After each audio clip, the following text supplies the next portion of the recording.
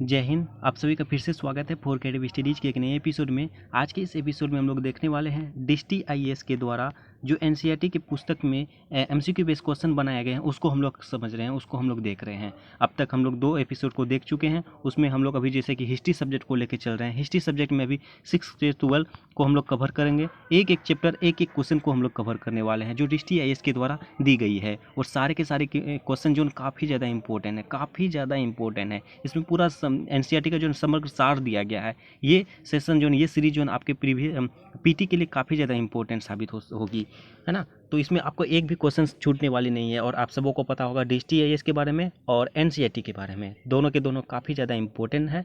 तो हमें इसलिए मैंने इसका सीरीज लाया है, ठीक है। तो इसमें अब तक हम लोग 2 एपिसोड को देख चुके हैं और अभी चल रही है जैसे हिस्ट्री सब्जेक्ट का जो है ना 6th क्लास की हिस्ट्री चल रही है। 6th क्लास में अब तक हम लोग जैसे कि चैप्टर नंबर 1 और चैप्टर नंबर 2 को देख चुके हैं। आज हम लोग 3rd सेशन है, तो हम लोग इस सेशन में जो ना चैप्टर नंबर 3rd को देखेंगे, जैसे कि इसका नाम है भोजन संग्रह के उत्पादन तक। इसमें जो भी एमसीक्यू क्वेश्चन बनने वाले हैं उसको हम लोग कवर करने वाले हैं। जैसे कि ये भी बता दूं, इसका जो ना पूरा डिटेल्स के साथ हम लोग पहले ही इसकी सेशन देख चुके हैं। इसकी क्लासेस अपलोड है, इसका प्लेलिस्ट भी लिंक डिस्क्रिप्शन बॉक्स में मिल जाएगा। और इस जो है ये एनसीईआरटी की सीरीज जो है उसका भी प्लेलिस्ट बना दिया गया है, उसका भी लिंक आपको डिस्क्रिप्शन बॉक्स में और कमेंट बॉक्स में पिन किया हुआ सबसे ऊपर में मिल जाएगा। तो उस लिंक पर क्लिक करने के बाद आप आसानी तरीके से सारे के सारे क्लासेस कर सकते हैं। तो चलिए हम लोग आज के सेशन में हम लोग यूनिट 3 चैप्टर नंबर 3 को देखेंगे, जिसका नाम है भोजन संग्रह से उत्पादन तक। इसमें आज का पहला सवाल जैसे कहा जाता है, निम्नलिखित में से सबसे पहले किस जंगली जानवर को पालतू बनाया गया था। ये हमें ध्यान रखना है क्योंकि सबसे पहली पूछा जा रहा है और लगातार पूछे जाते हैं। तो इसका ऑप्शन जैसे कहा जाता है गाय, बकरी, कुत्ता और बैल। इसमें से आप सबों को पता होगा इसके बारे में, क्योंकि इसके बारे में मैंने पहले डिटेल से भी बताया था और आप सबों को पहले से भी जानकारियाँ होगी। आप ये मत सोचो कि कितनी ईजी क्वेश्चन है, यही ईजी क्वेश्चन एग्जाम में पूछे जाते हैं, लगातार पूछे जा रहे हैं, इसी को घुमा के पूछे जा रहे हैं। आप देख सकते हो यूपीएससी हो या स्टेट पीसीएस हो, सभी के सभी एग्जाम में जो इसी टाइप से क्वेश्चन पूछे जाते हैं, इसी से क्वेश्चन पूछे जाते हैं। तो है ना, इसमें सिर्फ घुमा फिरा के आपको पूछे जाएंगे। तो आगे से अभी तो शुरुआत है बाबा, आगे तो चलो, देखना कितना मजा आएगा, है ना। तो इसका सही जवाब हो जाएगा कुत्ता। कुत्ता जो है ना सबसे पहली जंगली जानवर बनाया गया था, जिसको जंगली जानवर था जिसको कुत्ता पालतू बनाया गया, ठीक है। इसका एक्सप्लेनेशन की बात करें तो सबसे पहले जिस जानवर को पालतू बनाया गया वो कुत्ता था, ठीक है। इसके बाद मनुष्य ने भेड़ और बकरी को पालतू बनाया। देखिए एक क्वेश्चन के साथ साथ हम लोग कितने समझ रहे हैं। कुत्ता के बाद कौन कौन बना, भेड़ और बकरी को पालतू बनाया गया। आपको ये भी पूछा जा सकता है कि भेड़ और बकरी को पालतू बनाया गया था, यस या नो में भी पूछा जा सकता है। या तो आपको ये भी पूछा जा सकता है कि जंगली जानवरों में कुत्ता के बाद कौन से जानवरों को पालतू बनाया गया था। तो देखिए एक साथ कितने क्वेश्चंस बन रहे हैं, है ना। तो भेड़ और बकरी को बनाया गया था, ठीक है। उसी प्रकार नेक्स्ट क्वेश्चन की ओर चले हम लोग। नेक्स्ट क्वेश्चन में देखिए ये क्वेश्चन काफ़ी ज़्यादा इंपॉर्टेंट है, तो ध्यान से देखिए। कहा जाता है, पहले एडजस्ट कर दिया, हाँ। कहा जाता है निम्नलिखित में से किन स्थानों पर पुरातत्वविदों के शुरुआती कृषकों और पशुपालकों के लिए साक्ष्य मिले हैं। यानी कि कहा जाता है पुरातत्वविद क्या होता है, सबसे पहले ये भी जान लो। हालांकि मैंने इसके बारे में चर्चा भी किया, बताया भी पुरातत्वविद, अभिलेख सब क्या है। ये सब चीज़ों से हमें इतिहास की जानकारियाँ प्राप्त होती है। इतिहास के हम लोग इतिहास कैसे जानते हैं, इतिहास में जाके थोड़ी ना देखते हैं, या तो कोई साक्ष्य मिलता है, कोई प्रूव्ड मिलता है, तो उसी के माध्यम से हम लोग पुरातत्वविदों के माध्यम से ये हमें जानकारियाँ प्राप्त हुई है कि शुरुआती तौर पर कहाँ से कृषकों और पशुपालकों का साक्ष्य मिला है। तो इसके बारे में हमें बताना है। जैसे ऑप्शन में कहा जाता है पय्यमपल्ली, हल्लूर, महागरा, गुपखराल, बुर्जहोम। ये सारे के सारे ऑप्शन है। इसमें से आपको सही उत्तर बताने को कहा जा रहा है। इसमें कहा जाता है ऑप्शन ए में है केवल 1 और 2, केवल 1 और 2 में कहा जाता है पेयमपल्ली और हल्लूर, केवल 1 और 2 3, यानी कि पेयमपल्ली, हल्लूर, महागरा, और 4 और 5 से बोल रहा है गुपखराल और बुर्जहोम, और लास्ट में कहा जाता है 1 2 3 4 5, यानी कि सारे के सारे। इसका सही जवाब जो है ना आप सभी कमेंट बॉक्स में भी बता सकते हो, और इसका सही जवाब हो जाएगा ये ऑप्शन नंबर डी। ये सारे के सारे जो है ना, यहाँ सारे के सारे चीज़ों जगहों से कृषकों का और पशुपालकों का साक्ष्य मिला है। तो ये सभी हमें ध्यान रखना है। पेयमपल्ली से हो, हल्लूर से हो, महागरा से हो, बुर्जहोम हो या गुपखराल हो, ये सारे के सारे जगहों से हमें कृषकों के साक्ष्य और पशुपालकों के साक्ष्य हमें प्राप्त हुई है। तो इसके बारे में हम लोग आगे भी चर्चा करेंगे कि ये कहाँ पे स्थित है। जैसे पेयमपल्ली कहाँ पे है, महागरा कहाँ पे है, जैसे गुपखराल जो है जम्मू कश्मीर में है, बुर्जहोम पाकिस्तान में है ना। ये सब चीज़ों को हम लोग आगे भी चर्चा करेंगे, है ना। तो चलिए आगे देखते हैं अगला क्वेश्चन क्या कहा जाता है। यही एक्सप्लेनेशन में वही है ठीक है। उसी प्रकार नेक्स्ट क्वेश्चन देखिए, जैसे मैंने अभी जस्ट चर्चा किया था ये कहाँ कहाँ पे स्थित है, इसके बारे में भी यहाँ दिया गया है। चलिए, कहा जाता है कि पुरास्थल और अवस्थिति, यानी कि ये कहाँ कहाँ पे स्थित है। जैसे मेहरगढ़ कहाँ पे है, मेहरगढ़ जैसे कि उत्तर प्रदेश, कश्मीर, पाकिस्तान, बिहार, ये सब में आपको मिलान चिन्ह करना है। और कोल्डी हवा कहाँ है, चिरांद कहाँ है, गुर्फकाल कहाँ है। देखिए, सबसे पहले एक एक करके हम लोग जानते हैं, पहले क्लियर कर दूँ। मेहरगढ़, जैसे कि आप सबों को ये मेहरगढ़ जो है ना आपका पाकिस्तान में है, ठीक है। और कोल्डी हवा जो है आपका उत्तर प्रदेश में है। उसके चिरांद जो है अपना बिहार में है। और गुर्फकाल जो है, जैसे मैंने पहले भी चर्चा किया था, कश्मीर में है। तो इसको आप ध्यान रख सकते हो। मेहरगढ़ कहाँ है, पाकिस्तान में है। और कोल्डी हवा कहाँ है, उत्तर प्रदेश में है। और चिरांद जो है अपना बिहार में है। और गुर्फकाल जो है ये कश्मीर में है। ये हमें ध्यान रखना है, ठीक है। यहाँ से जैसे कि गुर्फकाल जो है, इससे पहले भी हम लोग चर्चा कर चुके हैं। यहाँ से क्या हुआ, कृषकों का और पशुपालकों का साक्ष्य में प्राप्त हुई है ना। ये हमें ध्यान रखना है। तो चलिए, जैसे कहा जाता है 1 का 3, उसके बाद 2 का 1। ऑप्शन में हम लोग इस तरह से देख लेते हैं, मिला लेते हैं क्या सही है या नहीं। ऑप्शन नंबर बी देखिए, 3 का 1 है। उसके बाद बी का 1 है, सही जवाब। ऑप्शन नंबर बी इसका सही जवाब हो जाएगा, ठीक है। तो ये हमें ध्यान रखना है। इसका पीडीएफ आपको टेलीग्राम चैनल में मिल जाएगा, तो टेंशन अपना लो। ओके, देखिए ऑप्शन नंबर बी। कहा जाता है कि मेहरगढ़ पाकिस्तान के बलूचिस्तान प्रांत में स्थित है। जो मेहरगढ़ अभी जैसे बताया था, ये पाकिस्तान में दिया गया था, पाकिस्तान के बलूचिस्तान पर स्थित है। यहाँ से गेहूं और जौ के अवशेष मिले हैं, ये भी ध्यान हमें रखना है।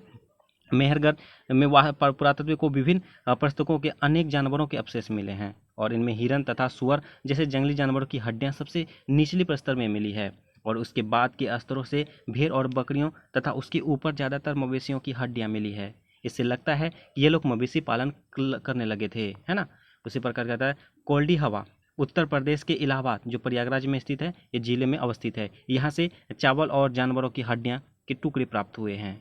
ओके, उसी प्रकार नेक्स्ट में अभी कहा जाता है, देखिए थोड़ा सा ब्लर है, उसको आप ध्यान इग्नोर कीजिए। मैं जो बोल रहा हूँ उसको ध्यानपूर्वक सुनिए। देखिए, अब अपना बिहार जो है चिरांद के बारे में पूछा जा रहा है। जो बीपीएससी के स्टूडेंट है उसको ध्यान रखना ये पॉइंट को। कहा जाता है चिरांद आधुनिक बिहार राज्य में अवस्थित है। यहाँ से गेहूँ, हरे चने, जौ, भैंस और बैल के अवशेष मिले हैं। ये भी पूछा जा सकता है कि चिरांद कहाँ है, तो ये अपना बिहार में है। और यहाँ किस चीज़ों के साक्ष्य मिले हैं, तो गेहूं के, हरे चने के, जौ के, भैंस के और बैल के अवशेष प्राप्त हुए हैं। इससे हमें ये मतलब जानकारियाँ प्राप्त होती है कि यहाँ जो है कृषिकों के साथ साथ पशुपालन भी होता है। जैसे इससे पहले हम लोग पल्लमपरी, वेल्लोर, उसके बाद बुर्ज होम, ये जो है कोल्डी हवा, उसके बारे में हम लोग चर्चा की थी। इसमें भी आपका चिरांद भी शामिल होगा, ठीक है। उसी प्रकार मैं एक लिस्ट सेंड कर दूंगा आपको इसके बारे में कि कहाँ कहाँ कौन से हैं और कौन कौन से पशुपालक हैं, कृषिक है, तो आप सबों को इसको समझ आ जाएगी, ठीक है। तो मैं उसका लिस्ट टेलीग्राम चैनल पर अपलोड कर दूंगा, ओके। तो वहाँ से आप कवर कर सकते हो। उसके बाद कहा जाता है गुर्फकाल जो आधुनिक कश्मीर में स्थित है, यहाँ से गेहूँ और दलहन के साक्ष्य प्राप्त हुए हैं। गेहूँ और दलहन के साक्ष्य हमें प्राप्त हुए हैं। उसी प्रकार नेक्स्ट क्वेश्चन कहा जाता है निम्नलिखित युग्मों पर विचार कीजिए। ये विचार करना, जैसे कि आपका यहाँ क्या कहा जा रहा है, उपयुक्त पुरास्थलों में कौन सा से या युग्म सही सुमेलित नहीं है, पूछा जा रहा है। नहीं है, ध्यान रखना, हमें क्वेश्चन को पूरा पढ़ना है ना। कहा जाता है महागरा कहाँ पे है, उत्तर प्रदेश में है या नहीं, आपको ध्यान रखना है। बुर्ज होम कश्मीर में, हल्लूर आंध्र प्रदेश, पेयमपल्ली तेलंगाना। देखिए, आपको मैं इसके बारे में चर्चा करूँ तो एनसीईआरटी के पुस्तक में जो है दिया गया 6 कलम में थोड़ी सी अलग दिया गया है। वो क्या है, जैसे कि महागरा उत्तर प्रदेश ये तो सही है, और बुर्ज होम कश्मीर ये भी सही है, और ये हल्लूर और पेयमपल्ली जो वहाँ पे जो है तेलंगाना में दिया गया है एनसीईआरटी में, ठीक है। यहाँ आपके मैंने एक्सप्लेनेशन में दिया गया भी है। जैसे हल्लूर जैसी जो है ये कर्नाटक में स्थित है, ये गलत है। उसके बाद पेयमपल्ली जो है ये तमिलनाडु में स्थित है, ठीक है। देखिए हम लोग यहाँ पे देखिए पेयमपल्ली, यहाँ ऑप्शन नंबर सॉरी कहाँ एक्सप्लेनेशन भी चला गया। पहले देखिए, यहाँ इसका सही जवाब हो जाएगा ऑप्शन नंबर सी, 3 और 4।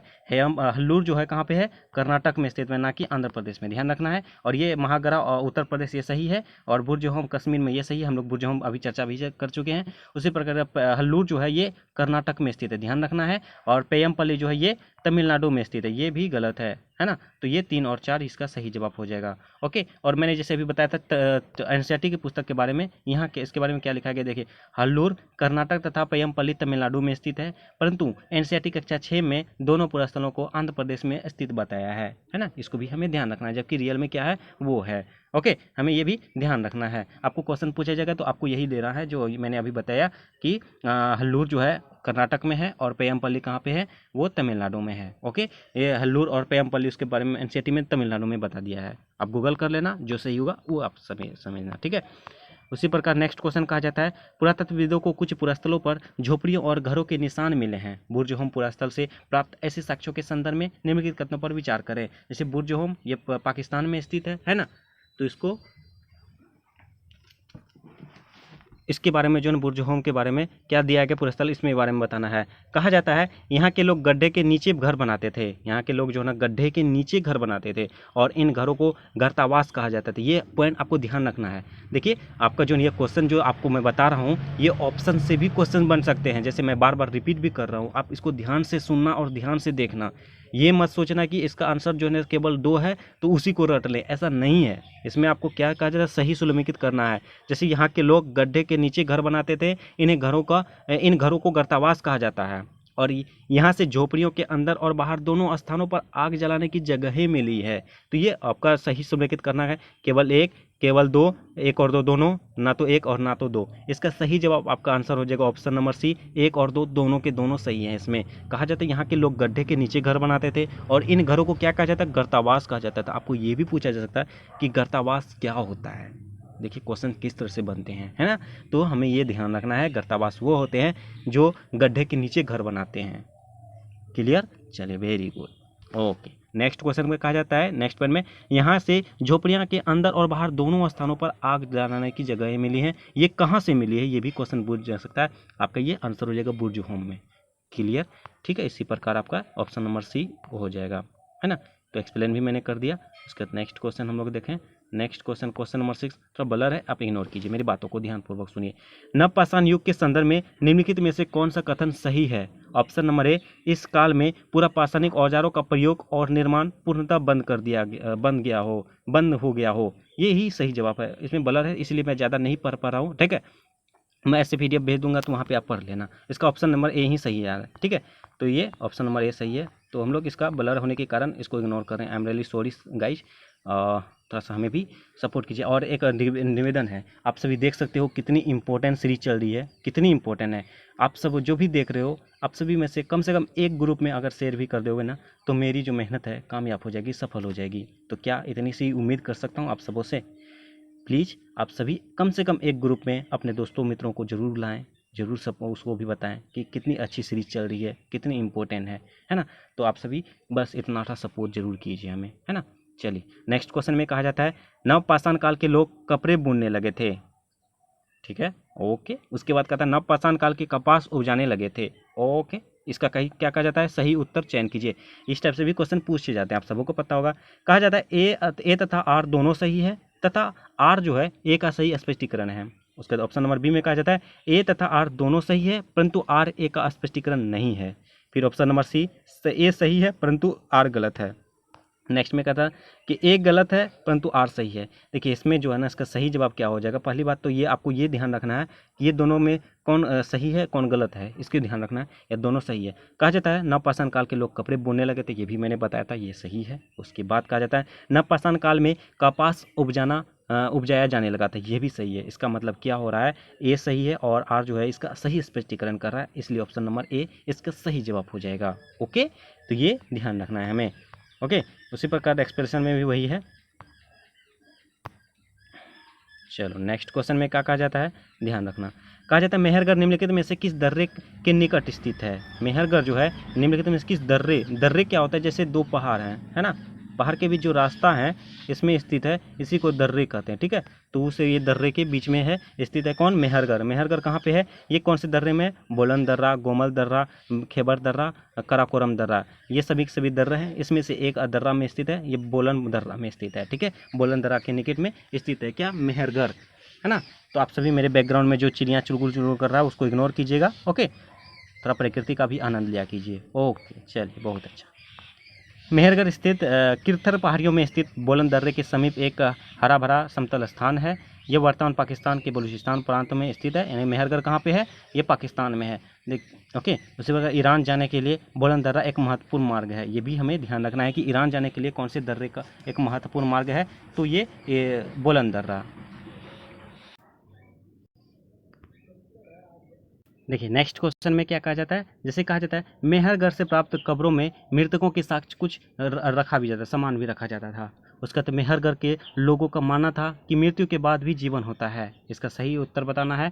ए और आर दोनों सही है और आर एक स्पष्टीकरण है, और ए और आर दोनों सही है परंतु आर एक स्पष्टीकरण नहीं है, और ए सही है, आर गलत है, ए गलत है, आर सही है। देखिए सबसे पहली बात ये बता दूं, मेहरगढ़ जो है ये पाकिस्तान में स्थित है। आप सबको मैंने अभी जस्ट चर्चा किया था, है ना। मेहरगढ़ जो पाकिस्तान में है। उसके बाद यहाँ पे क्या होता था, जो भी व्यक्ति मरते थे ना, उसके साथ मृतकों को जो दफनाया जाता था, उसमें उसके जो सामान थे उसको भी दे दिया जाता था। इससे क्या होता था, जिसको मतलब कि एक मानता था प्रकृति संस्कृति में कि उसका जो भी पसंदीदा चीज़ हो, अगर वो साथ लेके जाएंगे ना, जैसे यहाँ पे जिसको शौक है वो वहाँ भी कर सकते हैं। और उसका ये भी मानना था कि मेहरगढ़ में लोगों का मानना था कि मृत्यु के बाद जो है ना वो फिर भी जीवन है, इसलिए वो सामान एक साथ देते थे। तो इसका दोनों के दोनों कथन है, और ये जो है आर का सही स्पष्टीकरण कर रहा है। आर जो ए का सही स्पष्टीकरण कर रहा है, ऑप्शन नंबर ए इसका सही जवाब हो जाएगा। क्लियर। उसी प्रकार यही है।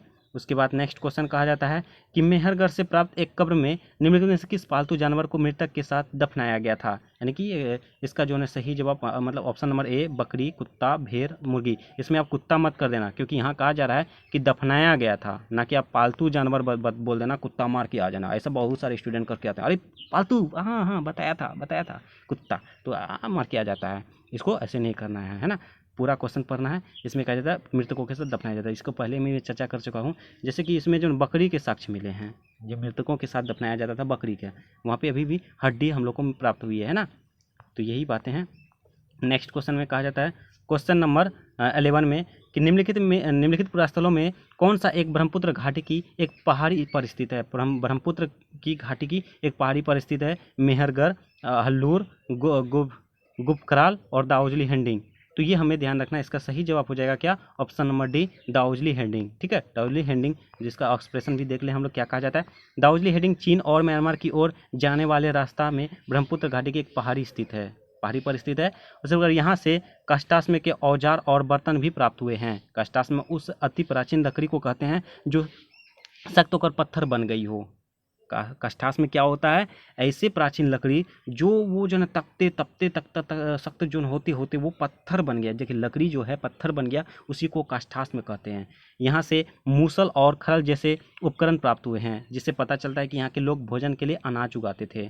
उसी प्रकार कहा जाता है दाऊजली हेडिंग ने जेडाइट पत्थर की से भी प्राप्त हुआ है। पुरातत्वविदों का मानना है कि संभवतः यह पत्थर चीन से आया होगा। ठीक है, चलो नेक्स्ट क्वेश्चन नंबर 12 में कहा जाता है चताल युग पुरास्थल के संदर्भ में निम्नलिखित कथनों पर विचार कीजिए। नवपाषाण युग के सबसे प्रसिद्ध पुरास्थलों में एक चावल हुक तुर्की में है। उसी प्रकार यहाँ दूर दराज स्थानों से कई चीज़ें उपयोग के लिए लाई जाती थी, जैसे सीरिया से लाया गया चकमक पत्थर, लाल सागर की कोरिया तथा भूमध्य सागरीय की सीपियाँ। तो इसमें आपका ऑप्शन देखिए, ऑप्शन में क्या कहा जाता है, केवल एक, केवल दो, एक दो, दोनों, ना तो एक दो दोनों। इसका सही जवाब होता है दोनों का सही है। इसका पीडीएफ मैं टेलीग्राम दे दूंगा, वहाँ आप पढ़ सकते हो, है ना। तो चलो नेक्स्ट क्वेश्चन कहा जाता है क्वेश्चन नंबर 13 और लास्ट क्वेश्चन आज के सेशन का। निम्नलिखित पुरास्थलों में चौकार तथा आयताकार घरों के अवशेष कहाँ से मिले हैं। निम्नलिखित पुरास्थलों में चौकार तथा आयताकार घरों के अवशेष कहाँ से मिले हैं। Option number A Mehrgarh, option number B Koldihwa, option number C Chirand और ऑप्शन डी महागरा। इसका सही जवाब हो जाएगा मेहरगढ़ से हमें प्राप्त हुई है चौकार और आयताकार घरों के अवशेष कहाँ से मिले हैं, मेहरगढ़। मेहरगढ़ कहाँ पे है, पाकिस्तान में है। मेहरगढ़ संभवतः वह स्थान है जहाँ के स्त्री पुरुषों ने इन इलाकों के सबसे पहले जौ और गेहूं उगाया और भेड़ बकरी पालना सीखा। और मेहरगढ़ से चौकार एवं आयताकार घरों के अवशेष मिले हैं। प्रत्येक घर में 4 या उससे ज़्यादा कमरे हैं, जिसमें से कुछ संभवतः भंडारण में काम आते होंगे, है ना। ये क्वेश्चन ये रही। और हम लोग का जैसे मैंने बताया था चैप्टर नंबर 3 आज के सेशन में हम लोग देखेंगे बहुत ही जल्द। नेक्स्ट सेशन में हम लोग चैप्टर नंबर 4 को भी देखेंगे। आप सभी देख सकते हो कितना इंपॉर्टेंट है, ये सीरीज ही इंपॉर्टेंट है, आप एक भी क्वेश्चन को इग्नोर नहीं कर सकते हो, है ना। तो आज के सेशन में बस इतना ही रहने देंगे, और आज के सेशन में जैसे 13 क्वेश्चन को देखें, और हम लोग अब तक 3 चैप्टर को देख चुके हैं, तीसरा सेशन को देख चुके हैं, बहुत जल्द नेक्स्ट सेशन भी आएगी। और एक निवेदन है, जो भी चैनल में पहली बार आए हैं और चैनल को सब्सक्राइब नहीं किए तो प्लीज़ चैनल को सब्सक्राइब जरूर कर लीजिए, बेल आइकन को जरूर हिट करें। सेशन अच्छा लगे तो लाइक जरूर कीजिए, कमेंट के माध्यम से जो भी डाउट हो डाउट पूछिए, और अपने दोस्तों को भी ज़्यादा से ज़्यादा शेयर कीजिए। चलिए मिलते हैं नेक्स्ट सेशन में, तब तक के लिए थैंक यू, जय हिंद।